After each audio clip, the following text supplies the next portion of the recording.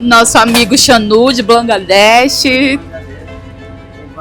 Portuguese ভাষাটা কঠিন হলেও এটা বুঝতে কষ্ট হওয়ার কথা নয়। ব্রাজিলিয়ান কিংবদন্তি রোনালদিও গাউচাকে কিসের গল্প শোনাচ্ছেন বাংলাদেশের শাহনুর রুমেন।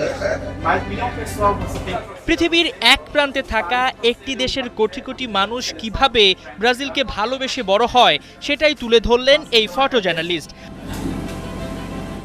আর গল্পের ফাঁকে ফাঁকে লাল সবুজ জার্সিটা উপহার দিয়ে যেন বাংলাদেশের নামটা সেলেসাও কিংবদন্তি হৃদয়ে গেঁথে দেওয়ার চেষ্টা করলেন। তবে এটাকে শুধু একটি জার্সি উপহার দেওয়ার ঘটনা বললে ভুল বলা হবে, বরং বিশ্ব ফুটবলের বড় বড় তারকাদের কাছে বাংলাদেশকে পরিচয় করিয়ে দেওয়ার আপ্রাণ চেষ্টা, যা ধারাবাহিকভাবেই করে যাচ্ছেন ব্রাজিল প্রবাসী Shahnur rumen. Com a força e a torcida de Bangladesh. এর আগে বাংলাদেশের জার্সি তুলে দিয়েছেন ব্রাজিলিয়ান সুপারস্টার নেইমারের হাতে। বাংলার ফুটবল প্রেমীদের ভালোবাসার কথা পৌঁছে দিয়েছেন ব্রাজিলিয়ান ফুটবল কনফেডারেশনের কর্মকর্তাদের কানেও। A gente acompanha muito.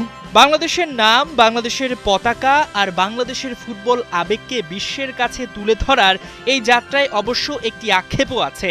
ব্রাজিলের লেজেন্ডের সামনে বাংলাদেশের গল্প বলা যায়, কোটি সমর্থকের ভালোবাসার কথাও বলা যায়, কিন্তু এখানে বলা যায় না বাংলাদেশও ফুটবল বিশ্বকাপের মঞ্চে খেলছে।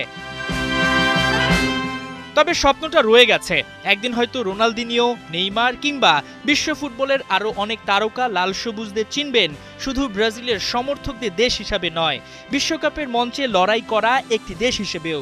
সেই স্বপ্ন নিয়েই বিশ্বের কাছে পৌঁছে দেওয়া হচ্ছে লাল সবুজের নাম। হাসান সজীব, ৭১।